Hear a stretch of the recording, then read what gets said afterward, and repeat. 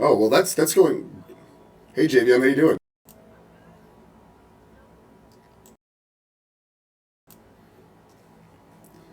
Please keep JVM. Why don't you give the intro again? For some reason, the audio is tied to some nonsense. So JVM, would you like to talk about the show again?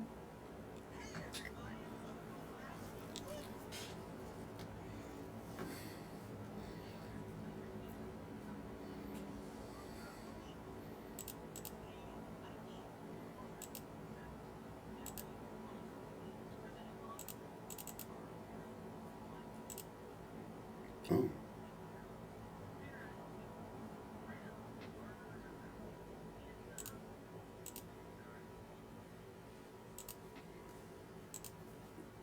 Ooh.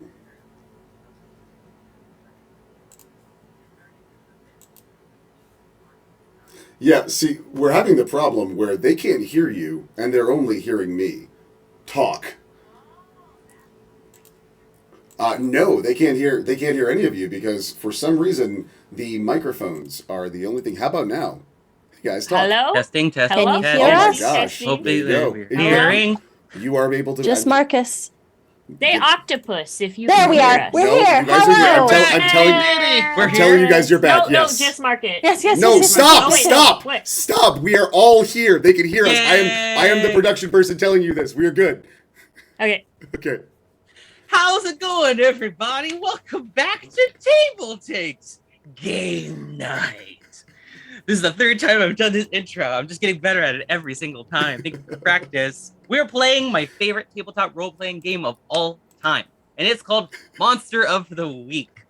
We have been working for a very long time to bring this game to you, so I hope you all love it. Today, we have Bonsai Baby. We've got Anita. We've got Noir and Marcus Mays. We've got our players. We've got our hunters. We've got our heroes. We've got our mystery. Can they solve it? Will they be able to find the monster before it's too late? How are they going to handle all of the deaths that Marcus is going to be put through? We will have to find out in this episode. So we don't have the long, 6-hour session that a lot of other people get to do for Monster of the Week. So we have an abbreviated version of Monster of the Week for you today. So what we'll be doing is we'll be doing multiple parts. We're going to play Monster of the Week in several different sessions over several different episodes of adventures. We'll see how long the campaign goes on. Maybe we'll just play it forever. Yay! Okay, so to get us started here, I have given all of our folks a rundown of how the Monster Marches works in Monster of the Week. Monster Marches is basically a nation caught in the throes of battle between the industrialized Iron Principality and the Iron Fist of the Iron Princess, and the nature, the mysticality, the spirituality of the wild, its mystique unknowable, its power growing every day. And the Monster Marches is a nation caught between them in this fight for dominance. Who will win? Civilized society or the creatures and spirits of the earth? Well, let's just see what our hunters have in store for us. I have given them a document and they have looked through it and decided what their special weapon material is going to be, because hunters in the Monster Marches work a little bit differently than other hunters do, as well as their special look slash aura, because you see, hunters in Monster Marches can be found or identified by a very significant feature, a trait. Maybe it's the way they look. Maybe it's a general aura that they have around them all the time. Only our hunters will be able to tell us how it goes. So we're gonna do some quick hunter introductions, and then we're gonna tie it all in to the mystery that's going on today. So y'all are gonna get in on the ground floor here. So let's get started. I'm so excited. Okay. I'm gonna have Noir go first because I, for one, know that Noir has been very excited about his character. So please tell us, who are you? Today I'm playing Detective Gunther McHammer, former police officer of Chicago PD, now a private investigator. Um, in the beginning of his private investigation days, he took on a number of cases that, unbeknownst to him, had an occult tinge to them, and through exposure to the occult and magic, has learned to cast some magic all of his own. I'm taking a look here at some of the looks and marks. One of the things that's notable about Gunther McHammer is, though he is no longer a detective, his silver he has a silver amulet in the form of his former detective badge. As for his special weapon material, he still carries his service pistol, which is no longer functional in the traditional sense, but it is somewhat of a training wheel for him in casting his magic. He casts his magic through the pistol. It is let's go with a Valiant Heart pistol. Ooh. So for folks who may not be familiar with Monster Marches, it is a medieval sort of fantasy style, kickback, right?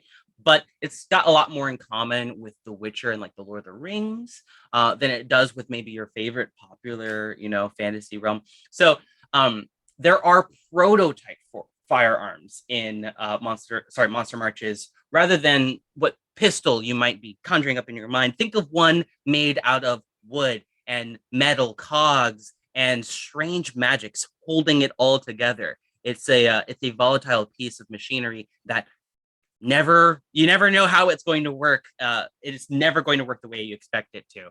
However, Gunther has been working tirelessly all his life to become the best gosh darn private eye anyone's ever seen. And he's been using this gun to cast magic for the longest time. So he's a pro at it by now. Yeah, and just a real quick shout out to Drax and Trevor. Gunther is their favorite character. Drax and Trevor. I don't know who they are, but shout out to you, I guess. All right, cool. All right. Thank you, Gunther. Let's move on. Who do we got next? Anita. Why don't we end with you? Because you have a very particular character. I think we're gonna have to go over to Bonsai. Bonsai, introduce yourself. Introduce your character, please. Hello, I'm Bonsai Baby, and I'm going to be playing a new Kite. They are she is a kind of like a fae. She studied the fae and lore so much that she became kind of very close to the fae herself, taking on like a very, like, when you're around her, you kind of feel like there's a scent of deep forest and deep forest smell, almost like a musk in the air. Very disheveled looking woman, definitely on the older end, I would say older end, with antlers poking out of her hair. That kind of can get disguised a little bit, just tiny, not fully embracing. Kind of skittish in many ways because of her practice. She likes to give off that she is very weak and, frail and bookish. Definitely makes that a purpose to look very weak and frail and bookish. Excellent. Very into things. And are we also doing that? And she is kind of, her clothes are a little bit old fashioned, maybe been thrifted once or twice, too stubborn to buy a new pair of clothing. Very odd if you were to talk to her. Very into whatever subject that she is currently hyperfixed on. Excellent. Yeah. And did you mention your special weapon material? I don't think I heard that part. Oh no, I have another prototype rifle made out of nimble oak. Ooh, tell us more about that. So it's something that I messed around with in my research. and it is beautiful. It kind of, if you were to look at it right away, it kind of looks like a staff at first. And then you realize as you closely look at it, it's not actually a staff. It's a rifle that I just hold in my hand.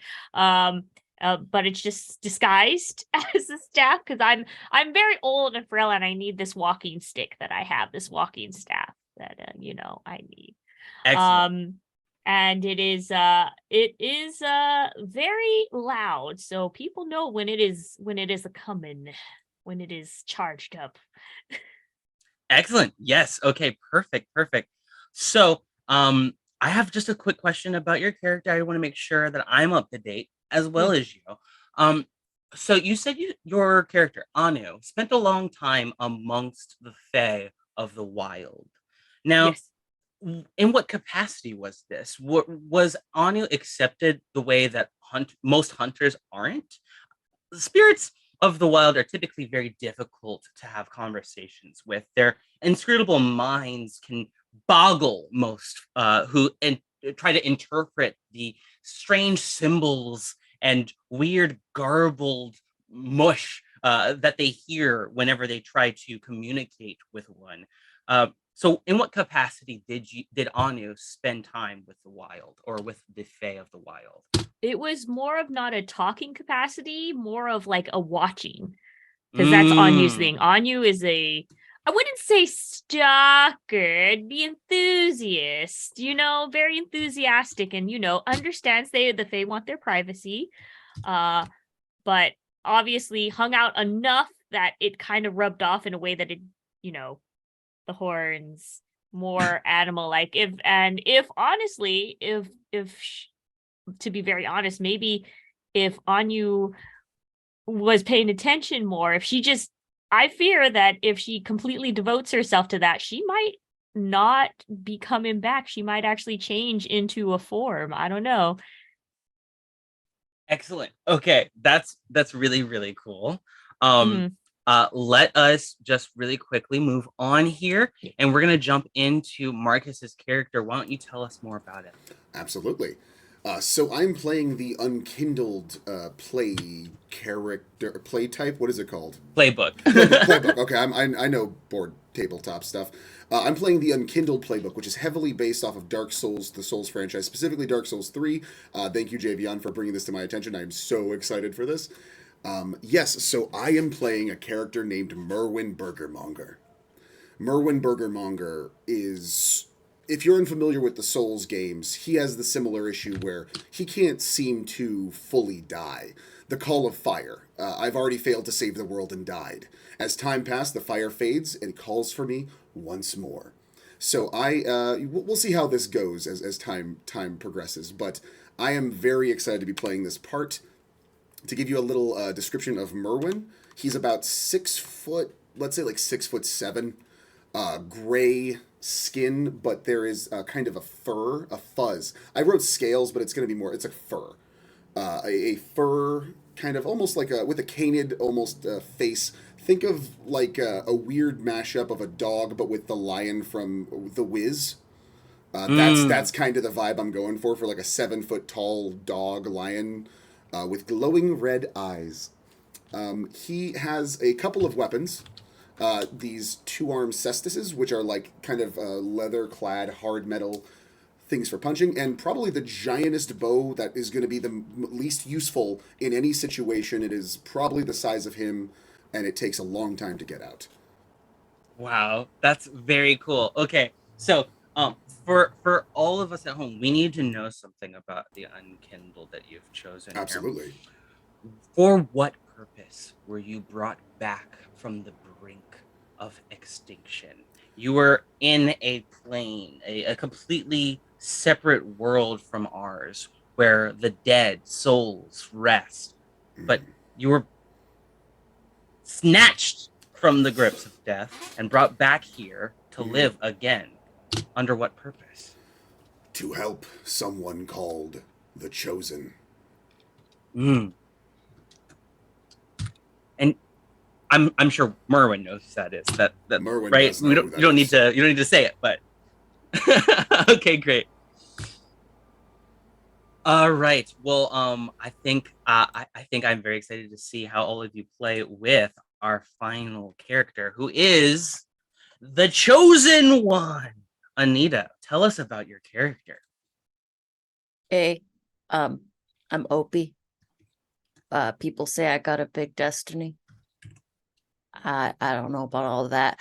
Um, I'm like a 6 foot something muscle mommy. That's at least what Gunther calls me.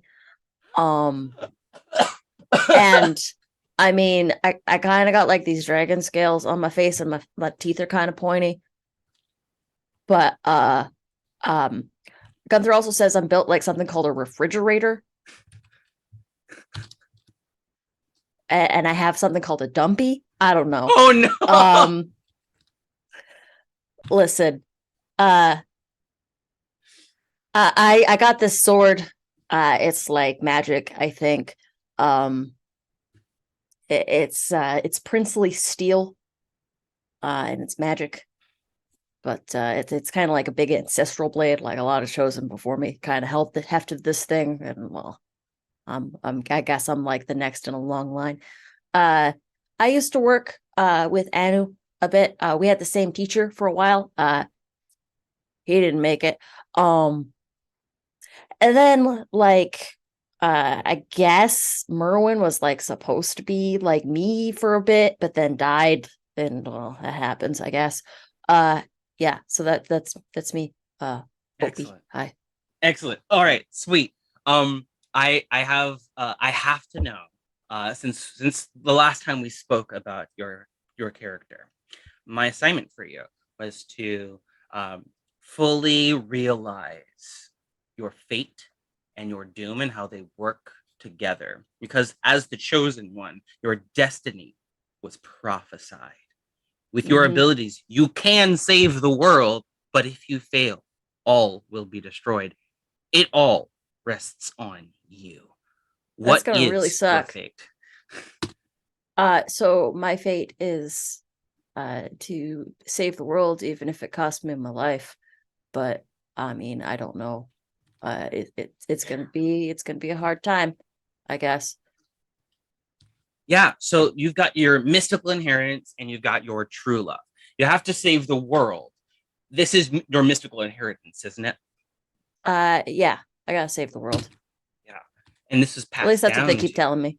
Yeah. You Yeah. inherited this burden from who? I inherited this burden from Merwin, who was like the chosen before me, but then Merwin died.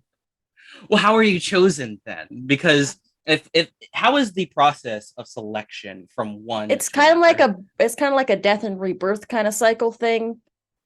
So like there's a part of Merwin's soul that's kind of stuck in me, and like it's kind of uncomfortable sometimes.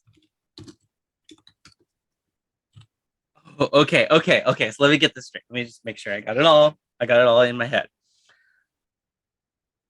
Through no fault of your own, you were just like a person hanging I out, was like a living one baby. day. Oh, a Like baby. I Okay. was like a baby. They like my parents grabbed me from like this cave, and like I guess I was like had some kind of mark, and that's kind of what made me the chosen. And Okay. I mean, Okay. sometimes I can talk to spirits. That's a thing. Do you know? Okay, so you can talk to spirits. I'm gonna make sure I Yeah. write that down. But do you know how you were selected? Like, what gave you this mark? Was it completely random chance? Did the spirit touch Well, you because I they mean, saw something in you? I was trained from birth, like to do this thing, right? Right, but the mark that you got at birth, correct? Where did Yeah. that come from? Because you can't have a mark trained into you, or was it?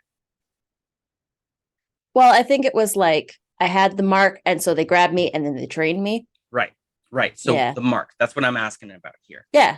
Marks sometimes come from nowhere. Is that the case here? Or did something give you this mark? Um. Hmm. I think like it's something that might be passed down from my bloodline. Okay, Yeah. so ancestors of yours had also been born this Have- mark. You Yeah. are in some way related to Merwin. You share a bloodline. You share this mark. Um, there's something in your past. Is Opie aware of what it is Oh, in her past? Opie's got no clue. Has no idea. Opie's got no idea. Excellent. Opie's like Perfect. not like the most learned and not like the most charismatic of characters. So like Opie's just doing their best. And then what about your true love? I mean, this is part of the prophecy. So like that's Gunther. I mean, I saved Gunther from a monster once, and like I kind of like him, but at the same time, like I don't know if we can ever actually make it work because he's like from a whole other world, and like part of saving the world means like restoring balance, which means getting rid of outside influences, which means Gunther's gonna eventually have to go, and that's gonna make me sad. Well, that is that's pretty crazy. Yeah, that's pretty tragic. I wonder how Gunther feels about that. So what we're gonna do here is you kind of already got into it, but we're gonna part of Monster of the Week is we reintroduce ourselves, not in how we look or anything, but how we know one another. And you already kind of gave us a little tidbit of like how you know Merwin, how you know Gunther. So thank you for that. We're gonna jump on to Gunther. Can you tell us how you know two of the others or any of the others or how you fit into the party here? Yes, I do. Let me just pull up my notes. So, pardon me. So, me and the brick house, we got a on again, off again relationship.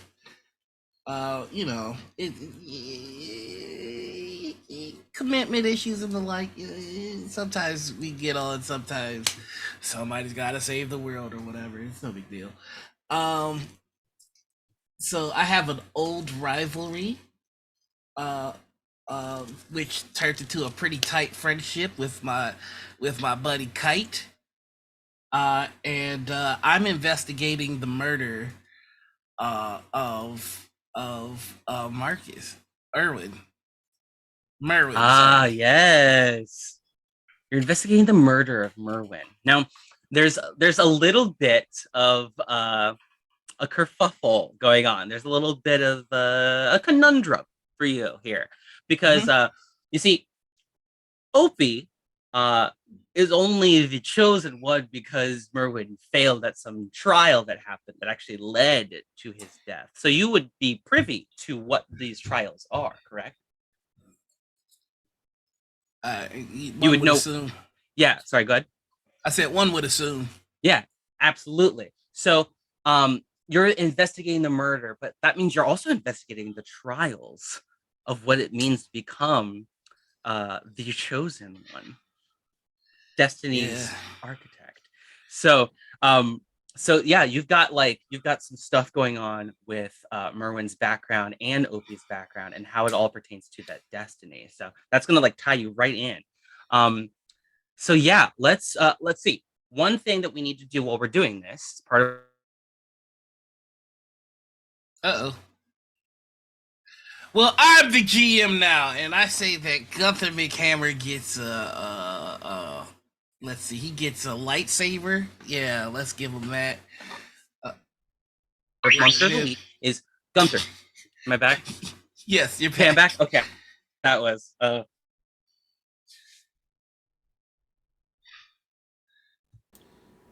I'm finding out from the computer that my connection is unstable. I'm going to do my very best here.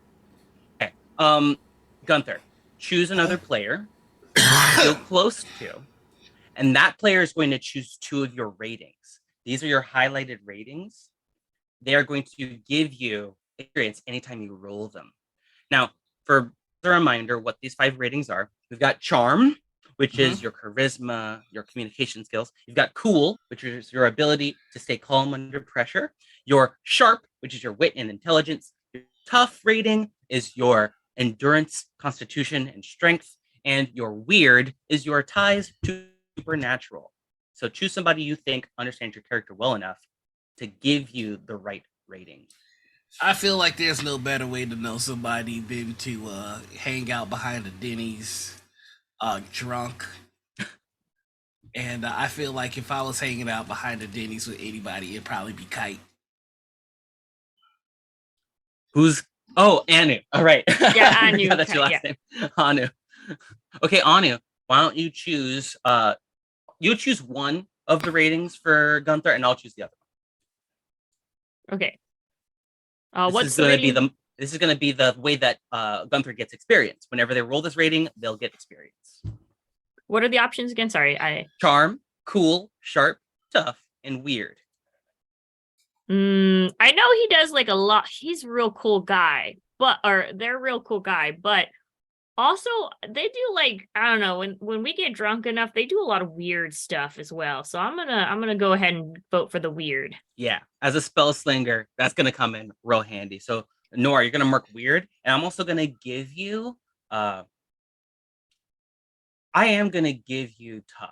I think that one is going to come in handy for you. So anytime you roll anything using tough or weird, you get one experience. Let's move on to Merwin. Go ahead and tell us your ties to the other party members. It can be quick if you want. Yes. Merwin knows what Anu has done. I'm so frail though. How could I do things? Anu has a dark secret past. Merwin is in on the secret. How did Correct. Merwin come to find out about this secret past? Well, so I now here's the thing. I don't know if saying that reveals too much about the secret yet. So let's let that one marinate a little bit. Huh? Okay, I will hold you to it. Please do. Okay, but that's how you know. Yes, you correct. found out about their dark secret past, and you also know one other player, Opie, correct? Yes. They are tied to my soul in some capacity. As well as Gunther, who's investigating your murders. So Yes. yeah, you're the person that people are like trying to understand a little bit more, especially Gunther. Whereas Anu is just kind of trying to keep their eye on you. But for you specifically, who do you think should choose your highlighted rating? I believe Opie should. Okay, Opie. It's the ties. It's what keeps us tied. Go ahead and choose one of the ratings for Merwin. I think Merwin's really good in a tight spot, so I'm gonna choose cool. Ooh, okay. Thank you. Yeah, and I'll go ahead and toss weird in there because what's weirder than a resurrected being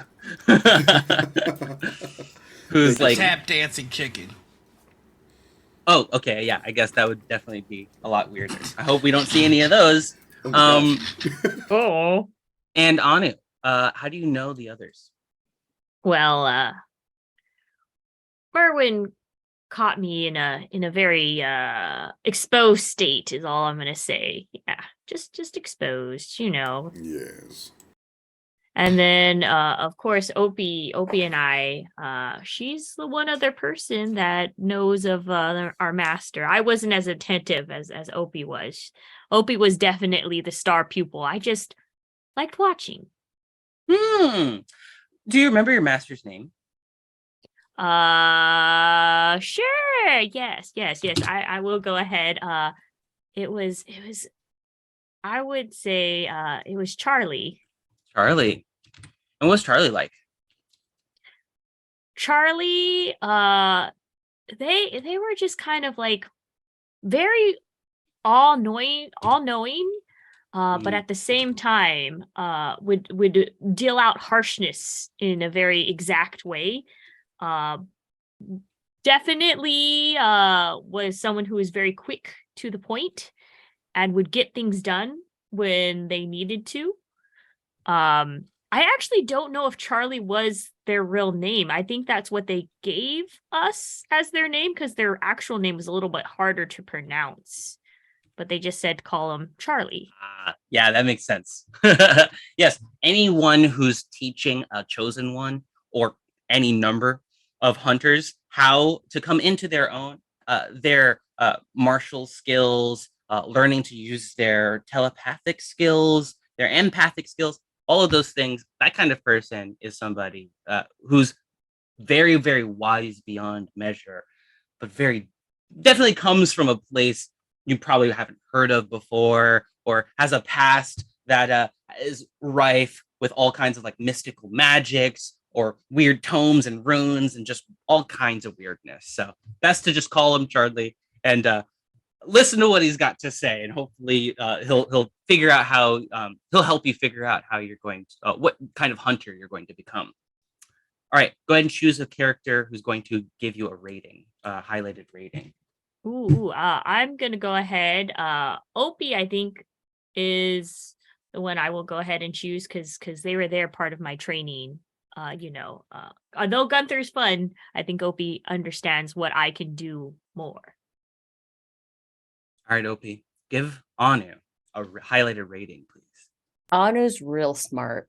Like super smart, like smarter than like anybody I know. So I'm going with sharp.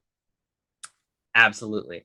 Okay, so Bonds, I want you to write down sharp, and then I'm also gonna give you cool because I think you have a lot to juggle like on your plate.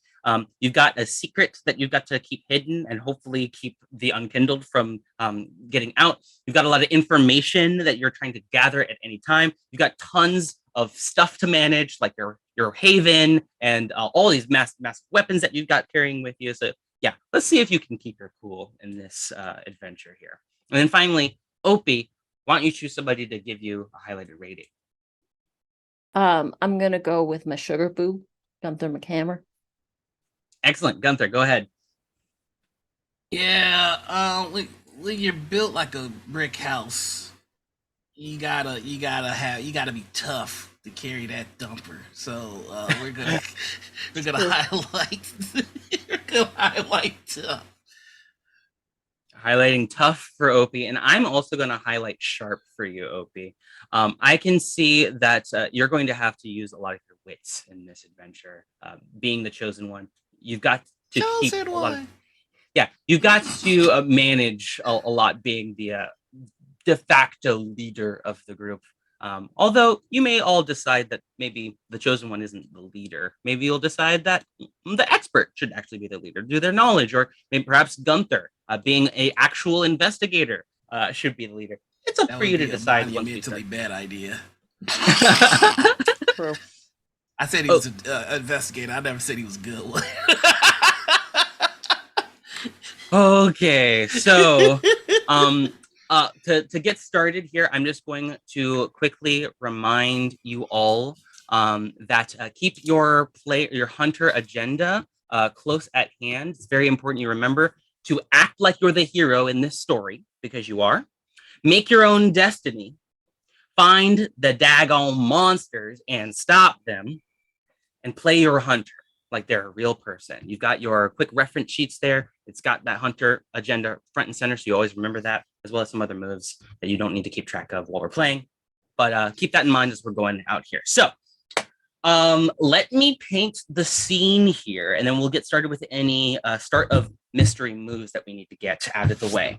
So our hunters are traveling in a massive hut with large orange chicken legs that traverses the landscape in a sort of haphazardly way. It hops around, causing lots of head scratches and confusion from lookers on, but it's a great way to travel because it's pretty fast, and the best part, it's a companion for life as long as you are able to maintain its integral structure. They have been traveling for some time. They have been on the verge of finding their arch nemesis, Seth Vale, a billionaire with a grudge. Seth Vale has been tasked by the Iron Princess to collect information and spread influence throughout the monster marches in their attempt to spread their territory and defeat the wild once and for all. Seth Vale has been doing this in lots of different ways, which y'all have been thwarting left and right, causing no end to Seth's frustrations. Now, your allies, Destiny's, hold on. 1 second here. I remember one more time. Destiny's Servants, your ally team, is a very secretive group that was sent by the organization of hunters, the Hunters Guild, to help you out. They're very good at fighting, but they're also very good at acting suspicious, taking a lot of the heat off of your team. And they ride around in a massive bodega. Sorry, no, not a gondola. Excuse me, a gondola similar to yours, but it's actually just got wheels on it, and it's powered by some sort of magics that you haven't been able to discern. There is a huge purple aura trail that it leaves behind anywhere it goes that evaporates as they power across the large fields that take you from one land to another. Anywhere they go, you can hear their loud music playing. They've always got somebody on a large xylophone tapping away to some pop beat. And they've also got specifically an area on top of the gondola, just like a roof area where one person is sort of strapped in, yelling loudly enough for people to hear that the lyrics do match up with the music, but also doing very choreographed dance moves that repeat often enough that a lot of people have actually started to catch on and dance to along with them anytime they come by. So it's a very fun group of people sort of traveling around under the guise of being a K-pop band. They are currently about just a few feet behind you when you recognize them, and you can actually hear them before you see them riding up alongside you as you are traveling at breakneck speeds across the land in order to inform you about something. You know that anytime they are moving alongside you, trying to meet up with you, in the past, they have been able to give you tips on anything that Seth Bale has been getting into. You've assigned them the task of keeping you up to date. Now, before they actually arrive at your hut alongside you, sort of traveling parallel to you, does anybody have any start of mystery moves? Any special moves that you need to do at the start of a mystery?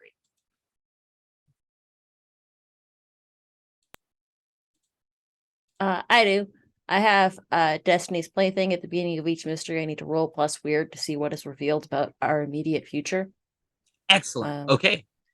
Yeah. So what you're going to do is you're just going to roll 2d6 and then add your rating there, which is to say plus weird. Weird. Yeah. You're going to add weird. Yeah. Something bad's gonna happen because I just rolled a 3. Okay, so you are going to get okay, you get a vision. As you're traveling down, where would you be in the chicken hut? There's only 3 different areas of the hut. You've got the kitchen where all the food is made. You've got the front where you can actually see outside or exit the chicken hut. It's got large windows for you to see out of, railings to hold on to, seats to strap yourself into.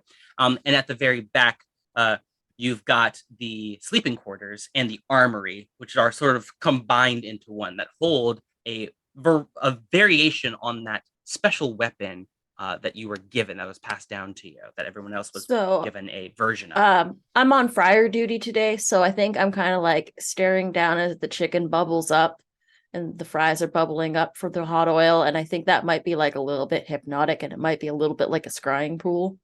Yeah, you start to look deeply into the fryer as the bubbles pop, as the splashing of hot oil, boiling oil, these little specks go flying in different directions. You find yourself looking deeper and deeper until you are given a vision of yourself.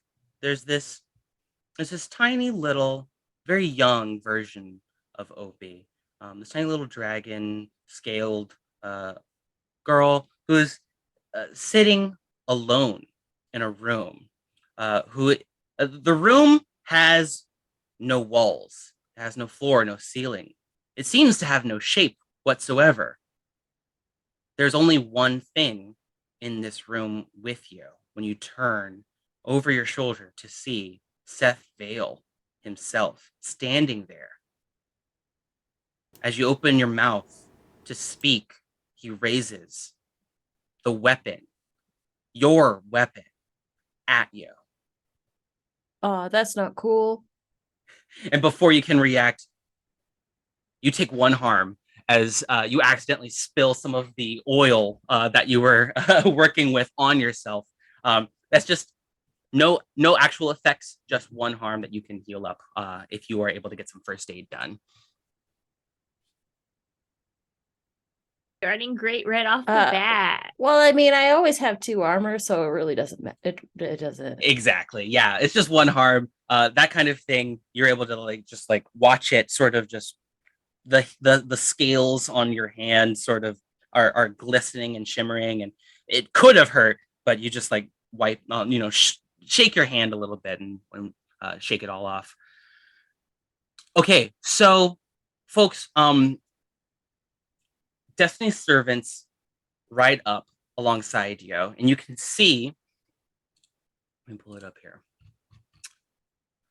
Your friend, your pal, Kelly, is standing on top of the gazebo, waving at you, still singing her peppy song, but she's actually waving at you and trying to give you the signal to come on over to their side or pull over or something, because it looks like they have a message for you. Ah, yes, Merwin says, raising his hand, waving to Kelly. Hello, Kelly. Pulls the board that they have when they pull up next to them that we can pull alongside and just kind of walk across as we're all driving the same speed. Excellent. Lays down the board, make sure it's tightened and secured. Okay. So the chicken hut, the Baba Yaga chicken hut, excuse me, continues lopping across the field without arms, so just bouncing really. But you're able to, as usual, walk across the boards. Anyone else heading over? What's everyone else doing? I think Gunther, if it's okay, will see the burn and just go be more careful, love. We go to set yourself on fire. We can't go around selling chosen one chicken tenders, What's with the voice? I spent some time in London. Kind of stuck.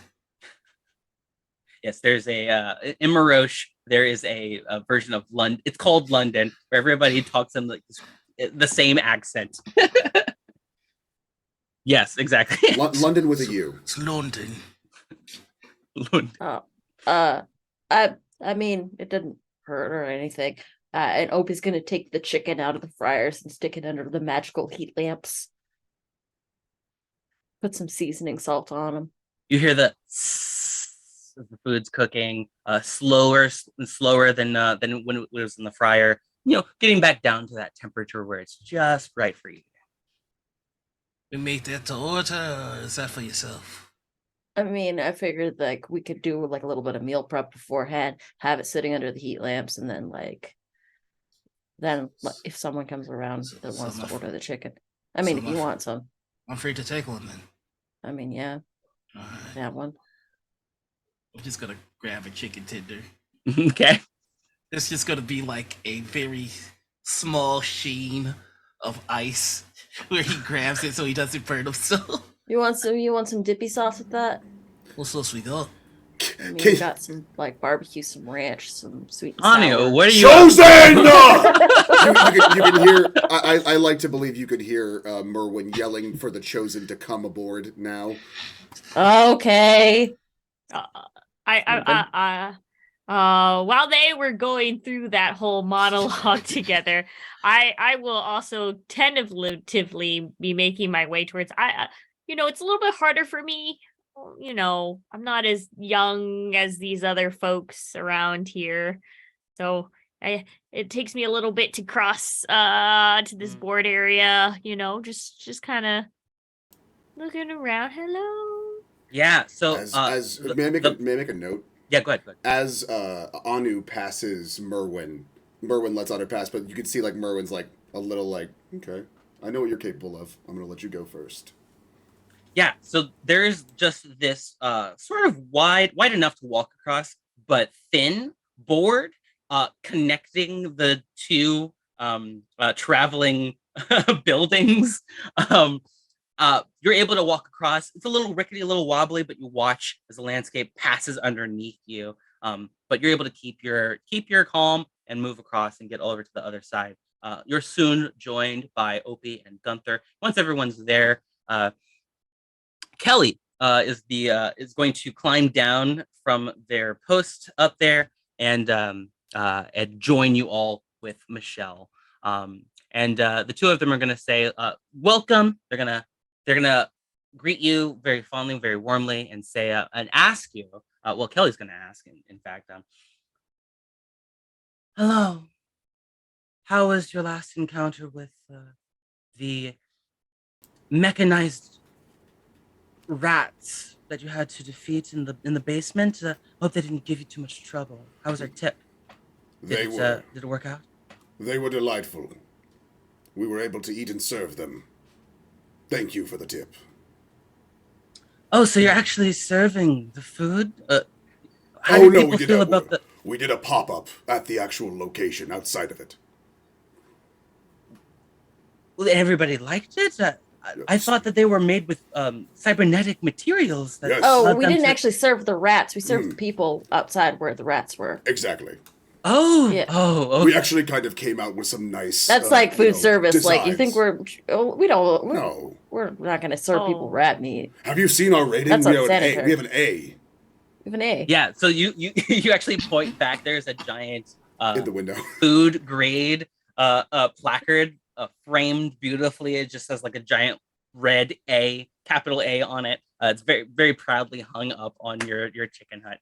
And Kelly says, "Well, I'm sure the Baba Yaga chicken hut was happy that you were taking care of it. Have you been feeding it well?" Of course. It gets like sometimes it'll get like food waste left over, so that way we're not wasting anything. Indeed, indeed. Well, We compost everything. Well, We're proud. I'm happy to hear that. The last time things got out of hand with the chicken hut, things did not go well for the people you were serving. So I'm happy to hear that everything's back to normal. Try gluten-free one time and people don't let you forget. At this point, actually, Michelle is going to speak up and say, "We do have some specific business to attend to. We were hoping that you weren't too busy because we heard of a disturbance happening in a town not far from here named Kira, Fort Kira, in fact. Fort Kira. Yes, it's not far. It's only a couple of days' travel down the road in the same direction that we're heading." Could I like just kind of go through like my little like smorgasbords of notes and stuff and maybe on my little phone? Because we have phones here, right? Or No. like no. No, there's no phones. This is before a lot of technology has been created. You would probably have like a journal filled with lots of notes, if anything, with information in it, if you're looking something up. Yeah, I'm gonna go ahead and see if there's any like just things that are like I guess like facts, Yeah. Anu is just gonna when there's a place of note, just gonna list out facts like a Google Maps before Google Maps was a thing. Yeah, you have a keen ear for any bits of information, any points of importance, and Fort Kira actually stands out to you. Very important place. It's actually a fortified fortress, in fact. Lady, let me pull it up here. 1 second. Lady Gonquin is the not lord but lady who runs the fortress. Is sort of the in charge of fortifying, keeping all of its soldiers and all of its guards well trained, and collecting any information that may be passing through from the Iron Principality in order to keep them safe. They are still they are still part of the monster marches, even after it's been about 3 years since war had broken out, and things have not seemed to get any better since. Places like this fort have been safe havens for those refugees fleeing the Iron Principality who want to keep their lifestyle and tradition alive. Now, inside Fort Kira, there are lots of different places that might be important to you. There is a trade hall where people can meet and gather to share information. There's, of course, the Fortress of Kira, Kira's Fortress, where Lady Gonquin resides with her Sergeant Briggs. There's also a fortune teller's hut in the area if you wanted to visit it, in case there was any, if you had the itch to learn what the bones tell of your fortune. And finally, there is actually a large garden as well. It is owned by a very lovely lady who goes by the name of Oluamani Abedi. She tends to the garden.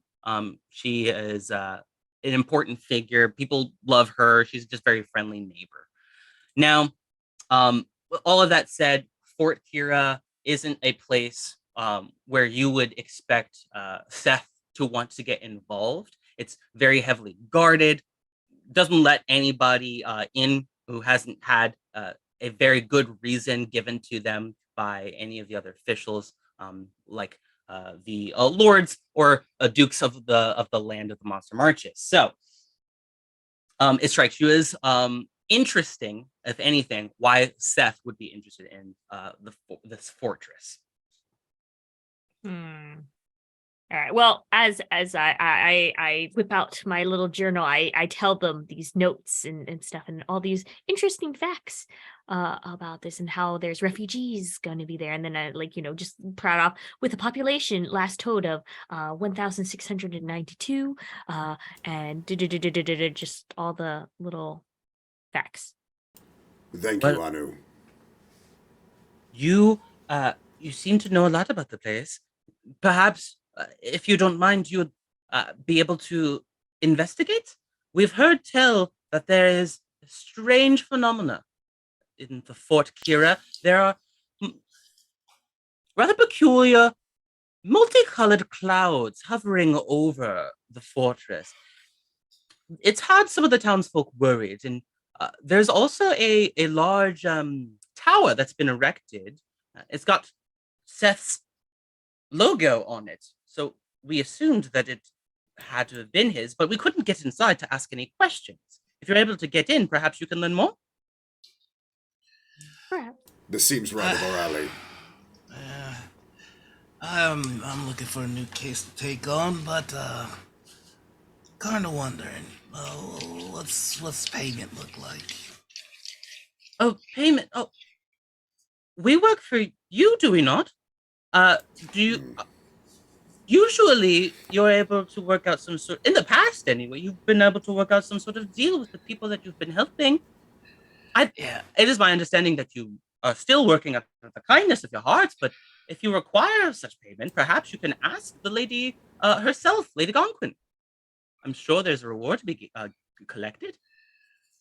I'm not too good with the negotiating part. I was hoping that it might be done for me, but yeah. Well, I'd love to talk to the lady. We are going because it is the right thing to do, right? Obi? I mean, yeah, it is a right thing to do. And hey, Gunther, if you think about it this way, we're going to be going to a city. City means people. People means that we might have some more folks getting chicken from the hut, and I mean, we get profits that way to help sort of supplement our income. It's what was that thing you called it, like a side hustle? Yeah, you always gotta have another stream of income. Yeah, different revenue streams. That's what How you said. You make yourself a high value individual by having multiple streams of income. Yeah, you got to have that alpha mentality. You don't want to be a bait out here. No, don't want to be. Is it as a beta cuck? Is that what it was? I Well. can either agree or disagree with that last part, but I just know that just in case we fall on hard times here at the Chicken Hut, that we want to make sure that we have other ways to maintain the business The Ellie, business is saving humanity, saving every living soul on this world. and serving pipe and hot chicken. You're goddamn right. Michelle and Kelly look a little bit less concerned now, knowing that the four of you are heading over to Procura. You can see that there's a visible sigh of relief that will sort of washes over them. And Kelly actually once will say, is there any way that we can assist you in this?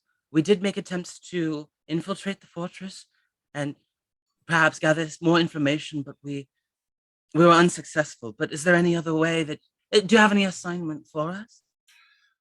Yeah, I got something that you can help us out with. I'm starting a new initiative for the Baba Yaga Chicken Hut. He's gonna wave his hand and conjure up a poster. And it's just the four of us in a heroic pose, but instead of holding our weapons, we have chicken tenders in our hands. That's really It good is- marketing. Graphic design is my passion. So It- you can conjure up posters. I was looking at use magic, and I Okay. can. Okay, great. Yeah, make me use magic move. That's the first rule. I like this will be dependent if it's stick figures or like beautifully drawn Tennell like art. 6, 7, 8, 9, 10. And do I add my weird? Yeah, Yeah. you always add plus weird when you Then that is 12. Excellent. Okay. So Woo! for a use magic roll, there's a list of different effects that you can have, but Mhm. when you roll a 12 or more, you get an added benefit. So basically you choose an effect and you can choose to not have a glitch as your added benefit, or I can give you a different added benefit and I'll choose the Okay. glitch for it. Or you can choose the glitch. So one effect and a glitch, or you can just choose an effect with no glitch. Yeah, I want to choose enchant a weapon when I'm enchanting the poster. Oh, okay. So let's see. So you just like They grabbed sparkle more. one of your posters from inside the hut. You took that with you into Mhm. the gondola, and then you just pull it out and enchant it. Yeah. So now it's on fancy cardstock, and the lettering is embossed and glossy, perfectly we cut move? round edges. Oh, It's like those old comic books where if you tilt it, it's like Oh, Like- nice. Yes. There so you go. it's that, and we just swing with our chicken tenders, and it says a meal fit for the chosen. Oh, Oh, I Mwah. like this. Kelly puts her hands together on her chin and thinks very thoughtfully for a second and says, if you believe that this will aid in the efforts to save the world, then we will happily take on this task. just put these everywhere. I'll need them put everywhere you can put them. Michelle holds out her hands and bows her head as you bestow these posters onto her. She she gazes at them with wonder and is just in awe of what you're able to do. And she says, I swear to protect these with my very life. Now, be on your way, and if you should need of us, you have only but to call. You'll recognize as she looks over at a large crystal ball that's actually hung up onto the wall, sort of just like attached to it, with a sort of twisting mechanism, maybe some like gears or like knobs that attune it specifically to the one that you have in your chicken hut. But they thank you for accepting the challenge, and they will be happy to spread the posters anywhere they go. Very nice. I mean, branding is important, advertising is important. These are all good things as far as I'm seeing for the side business of the heroes. Heroes need to make money, and there's no other way, no better way than to sell chicken. I agree. Yeah. On the top of the poster it says no one out chickens the hut. And I mean, you always meet new people while you're out postering. So like if you wanted to like talk to folks and like maybe see if you can get some information, like word on the street on what's going on while you're doing the post, like the flyering, like you never know who you're Yes. going to meet while you're out doing collateral for local businesses. Please keep your eyes for any Seth's dark machinations. Absolutely. If there's anything that we find, you will be the first to know. Have a good day. Let them know if they bring the posters back, they get a free sauce. Oh, a deal. Well, excellent. We'll be happy to share this with them. Safe Goodbye, journey. Destiny's servants. Till we meet again. All right, so y'all part ways and lift up the board, and your separate huts diverge paths, and they cross off into the large forest to your west. But y'all head off into the north. It takes a couple of days for you to get to Fort Kira. Thanks to Anu's map, you know exactly where it is. We can't. I don't know if we can show it on screen, Marcus, but we do have a map of Fort Kira that Anu you can share with everyone or just study for yourself if you'd like. Okay. Excellent. I do have a question, GM. Yeah, I'm a keeper, but GM works. Oh, too. sorry. I have a question, keeper. For the highlighted attribute. So how does that work again when we use the highlighted attribute? Anytime you roll a move that uses that highlighted rating, whether you fail or succeed, you get to mark off 1 improvement point.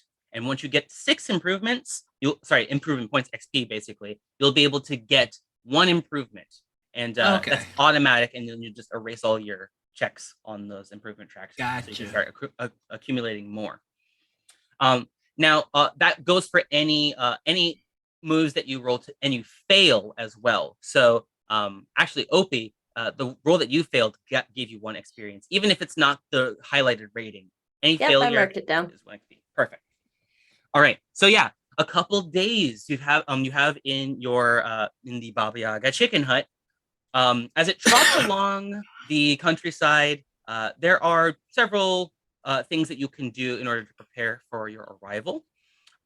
Your stock of food and your weaponry are all ready to go. You know, everything's polished. You've got enough to last you at least a couple of weeks, depending on if you have a lot of business. You might run through that supply really quickly and start needing to re-up. But is there anything that any of the 4 of you want to do while you're traveling to Fort Kira?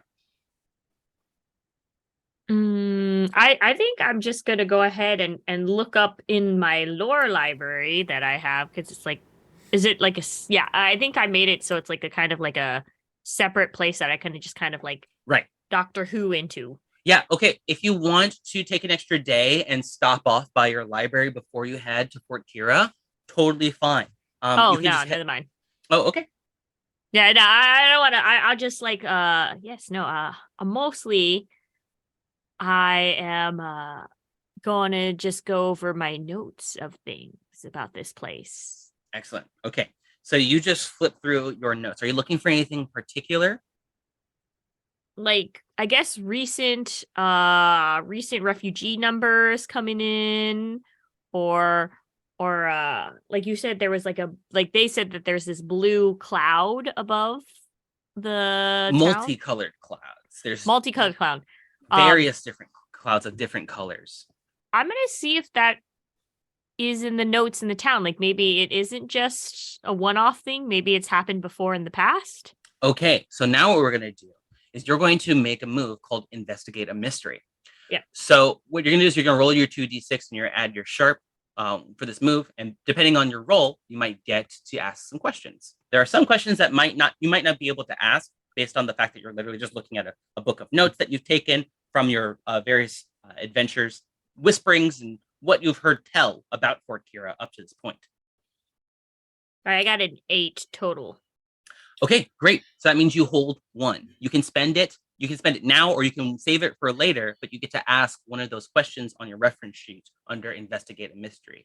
So you can hold on to it if you want, or you can spend it now and ask a question. I'm gonna hold on to it now. All right, great. So once you start investigating, tell me how you come up across an answer to one of these questions, okay?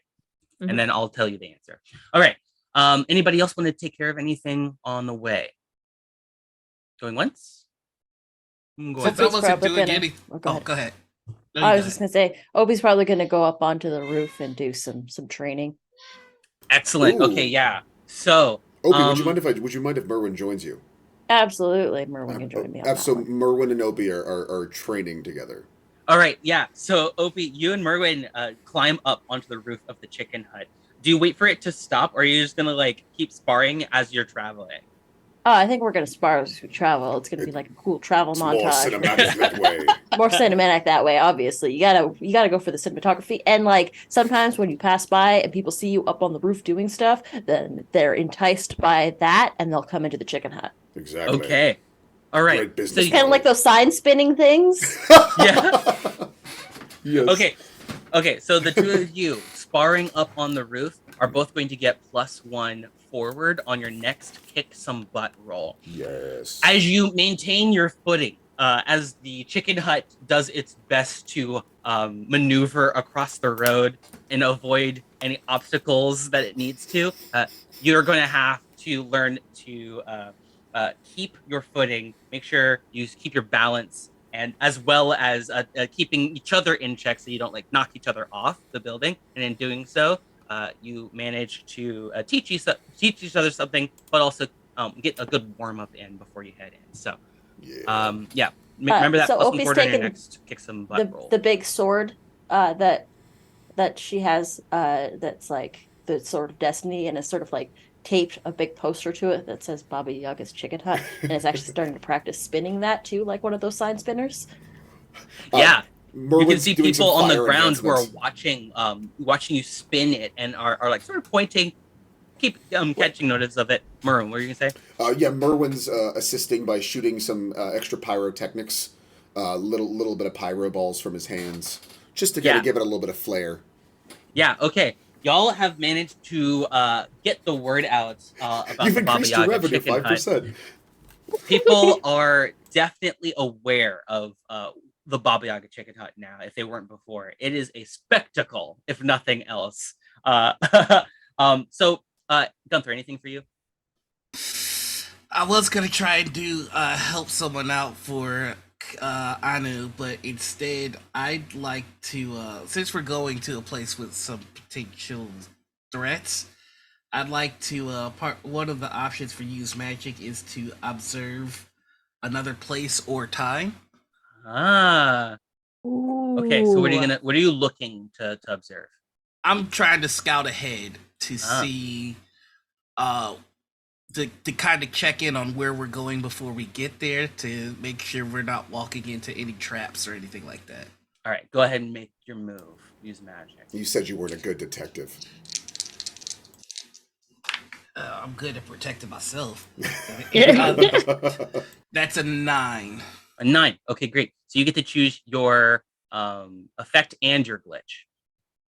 All right, so the effect is I'm observing another place in time, so I'm observing the area we're going for. Okay. Oh boy. Hold on. I think I might have something for this actually.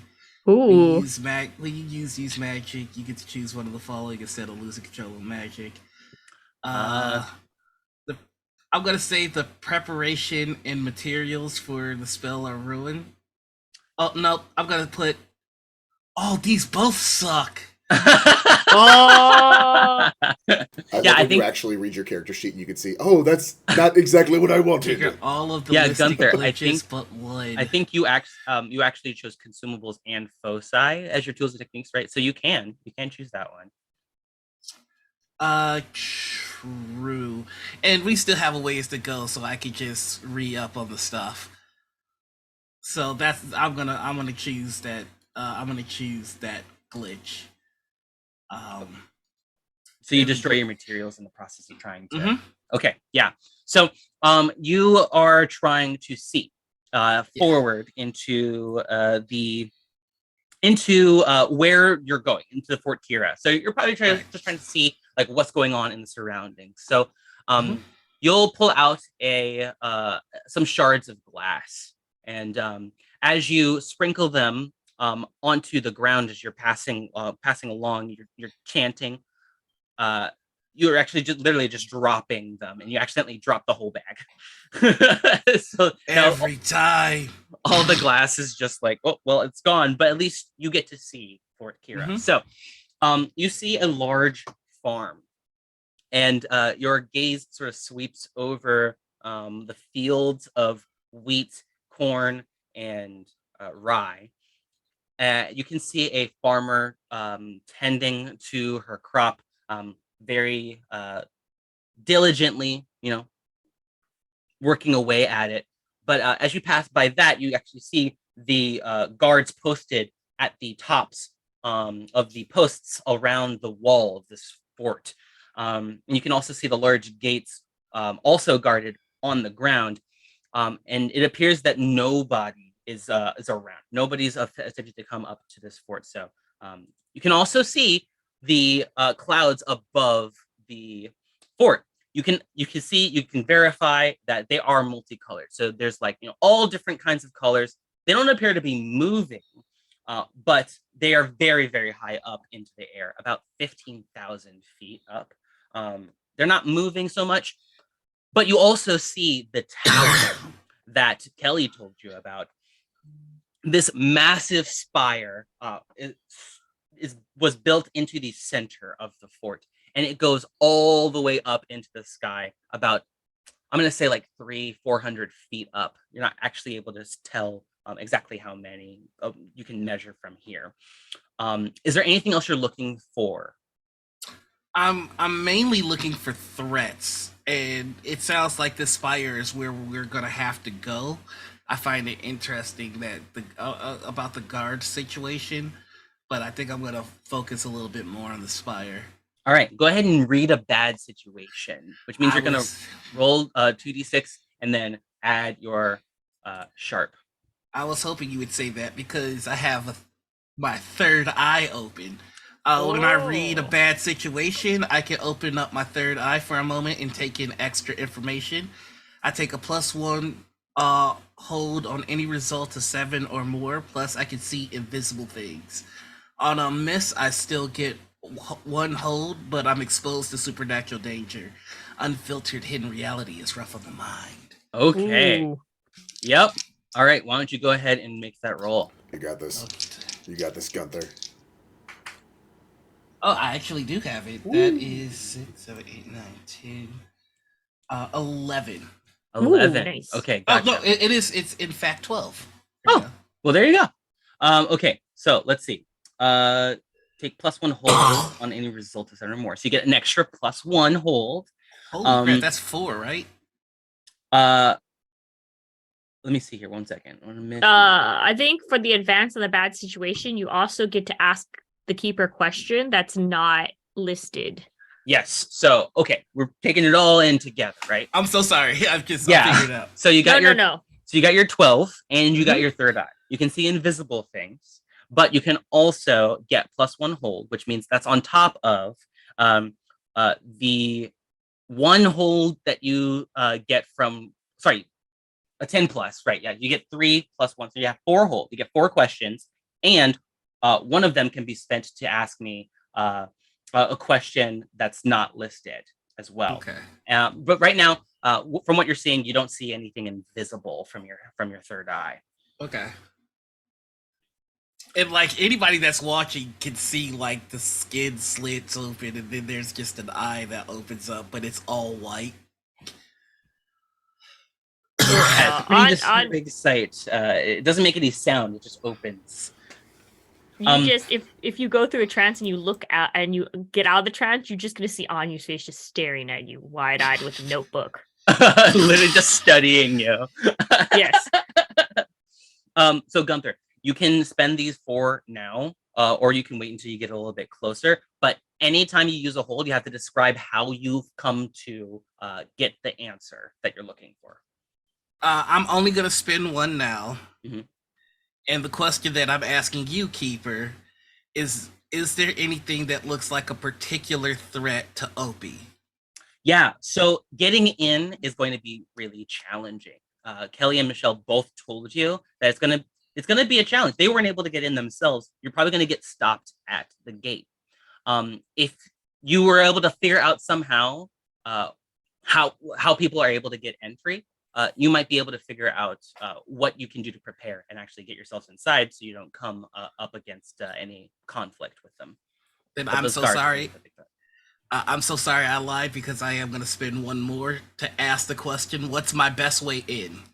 Okay, gotcha. So your best way in, if you talk to Anu, you're probably going to get the answer that you're looking for. This is so in sitting down with Anu and really like digging through like what you know about Fort Kira, how the kingdom works. You have to be important enough in order to go to this fort, because they are literally just trying to keep the Iron Principality out. Anybody could be one of them. Hunters specifically are not allowed in. So the first thing you're going to need to do is try to make sure people are okay with hunters getting inside. Whether that means disguising yourself or coming up with a different solution, so that you can actually converse with the folks in there. But the other thing is you have to have a really good reason for going to the fort. Perhaps you were given a missive from a prince or a king or a baron in a neighboring town or city. That would be definitely enough. If you get a seal of approval from Lady Gonquin herself, or if you have a good reason for showing up unannounced, perhaps you can sort of convince them to let you in regardless of your status. Gotcha. Ooh. Yeah, Upon hearing this, could I do a move then? Oh, yeah, absolutely. I might just give it to you without a move, so tell me what you want to do. I have a thing that I have is called preparedness. So when you need something unusual or rare, I get to roll my sharp. And on 10 plus, I have it right here, right now. 7 through 9, I have it, but we have to go somewhere to get it. Okay, what are you trying to use? What are you We trying got to do? papers. We already got papers to get into this place. Yes, it would likely be something multi-use, right? Something that gets you in multi-use. anywhere, not just. Remember when we catered that Duke's wedding Mm-hmm, a little while ago? And like yes. he said that we owed him, like he owed us a favor, and so we probably got. Do we have that seal still? Yes, somewhere. Let's see. Yeah. Let's see if you kept it Excellent. handy. I have, let's see, that's 8, 9, 10. A 10. Yes. Excellent. Okay, so you have just what you needed. Yeah, I just shuffled in my mini coat pockets. There's papers everywhere. I'm not a hoarder. How dare you? This. Crinkle, crinkle. Dust it off. Ta-da! Yep. So you have a missive. It's going to allow you entrance into Fort Kira, no problem. Anybody who sees it won't question it. It's got the seal of a very local Duke, who you actually just recently helped out by clearing out their cybernetic rat infestation. Yeah. So y'all have been traveling for a couple of days, and eventually you do reach Fort Kira. Trotting along, you eventually reach this place, only as it just begins to snow. This is very peculiar to you. It's very unseasonable. I mean, it is early spring, but as far as away you are from the mountains, this is a pretty warm climate, typically speaking. So it's not supposed. It's very out of the ordinary that it would be snowing this time of year. But as it's getting a little bit colder, you're gonna want to bulk up your clothing so that you don't get too cold. So you probably like throw on a coat or something like that. But eventually you do reach the fort. You get a little wave from the farmer who is just packing up from the day, bringing in some cattle actually from their farm into the stables and locking up. The guards who see you approach are on high alert. The guards who are standing on their posts above sound an alarm, a large horn. And you actually see on horseback there are 3 of the guards who ride out to meet you and stop you before you get within a half mile of the fortress. Halt! Do I? Yeah, we did. We have halted. Well, yeah. Okay, yeah, How does this? to How does halt the any further. Baba Yaga? I press. I think there's yeah. like a big red button that says "Stop Chicken Hut." Yes, there's a big red button It's only that lets you stop and stop go, or start really. it. But if you want to like steer it or anything like that, you got to make a weird roll. Typically, if you have any like psychic abilities or any attunement to the supernatural, it becomes a little bit easier for you. But I mean, just stopping and starting it is just as easy as. Oh my god, does that make Gunther the driver? Yeah. Gunther's not our friend with the license Yeah, and the it's car. so yeah. The Baba Yaga chicken hut is a very interesting creature. When you found it, it didn't have these abilities, but as you started working out of this hut, it actually grew these legs. And you sort of like figured out how to work it, how to communicate with it over time. One of the things that it actually needs in order to survive is a little bit out of the ordinary. It needs secrets. And on the way here, you've been getting the Gunther, you and Merwin actually have both been getting the little ping that's like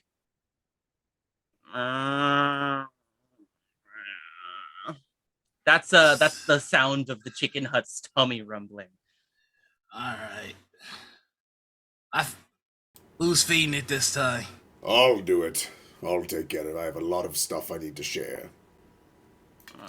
I'm so hungry. Okay, all right. You haven't fed me in days. I like there's like a little. I'm assuming there's like a little talking, like a metal horn that I talk into. Nope. Nope. There's no. You're just speaking openly. Oh, we have to say it out loud. You have to say it out loud. The hut can hear you when you're inside it or nearby it. There's no like speaker or anything like that. You talk to it through basically your psychic ability to attune to it. So Merwin's red eyes begin to glow, and his fur starts to kind of stand up on end.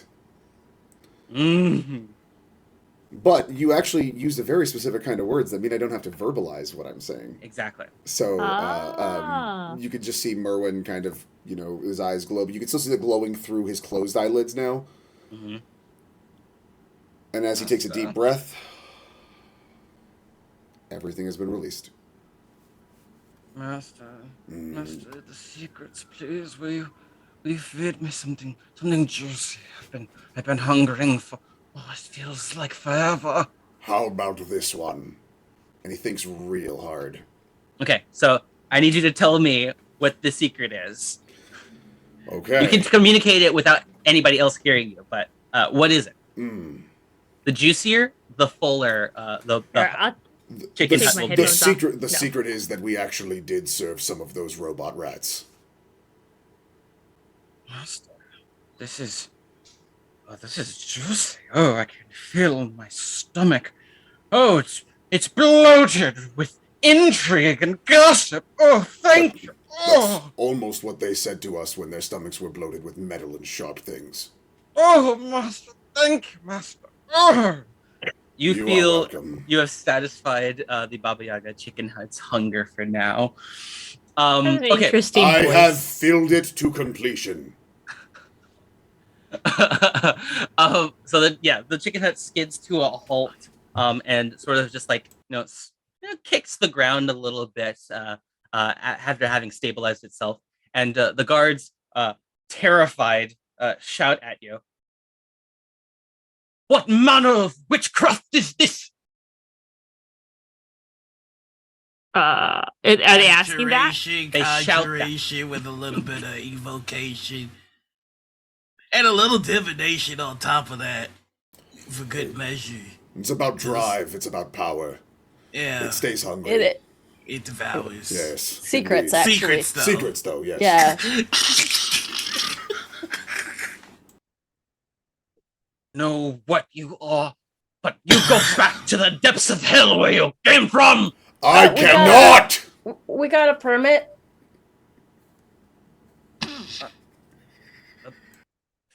permit? Yeah, there was like Lord Baron. We got rid of some rats at like the last barony. He gave us this. Please perceive our paperwork. Are you? So y'all are still inside the chicken hut? They've just been speaking at the hut at this point. I think we're Scooby doing Yeah, it we're out the so the side. other side. Our heads are peeking Okay. out. Okay, gotcha. Yeah, and they're like, okay, fine. Dismount your Chicken hut. strange. What is it? Business. Chicken hut. Okay, dismount your chicken mount and bring us this. What have you? I'll throw down the rope ladder. Who wants to hand it over? I'll do it. I'm just gonna. The chicken hut can tell that Gunther is getting out and kneels down. This is always bad on the knees, but here we go. Ugh. All right. Here's the paper. You'll find everything in order. Nice horse.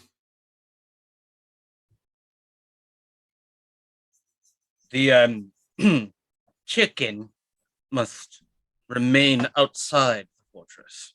Oh, he's gonna complain for a while about that, but okay. You sure you don't want some food? Like we got chicken tenders up here, fries. We got some real good hush puppies. High quality. I'm working on this new chipotle sauce. It's You delicious. wish to share some of your confections? Well, I mean, Townsfolk? we're like a traveling like food restaurant kind of deal. We could provide you with samples. Samples, so you free can, samples. Yeah, samples. Free samples. One sauce. Actually, creepily, can I just appear by them with samples? Yeah. Trays. Yeah, you're Multiple just like, trays. yeah. So Toothpicks inside with little chicken feet. one of the soldiers that had hopped off their horse was sort of like resting on it, like with like their elbow on it, and turns to see it. It's like,